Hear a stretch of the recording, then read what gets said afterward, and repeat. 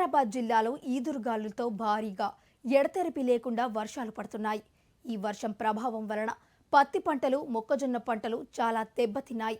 ప్రయాణికులకు రాకపోకలకు ఇబ్బందులు ఏర్పడ్డాయి. కొన్ని వంతెనలు తెగిపోయిన ఈదురుగాలులతో కూడిన వర్షం పడడంతో రైతులు చాలా తీవ్రమైన ఇబ్బందులు ఎదుర్కొంటున్నారు. ఈసారి ముఖ్యంగా పత్తి పంటలు వేయడం వలన పత్తి మొక్కలు మొత్తం నీట మునిగిపోయాయి. దీన్ని చూసి రైతులు లబోదిబోమని మొత్తుకుంటున్నారు.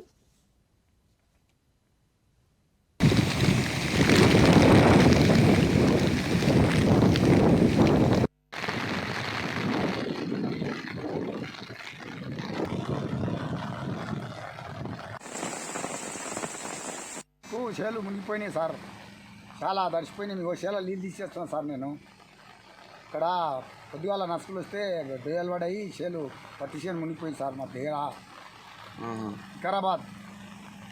ఎప్పటి నుంచి పడుతుంది వర్షం? నిన్న రాత్రి సంధి 24 గంటలు సార్.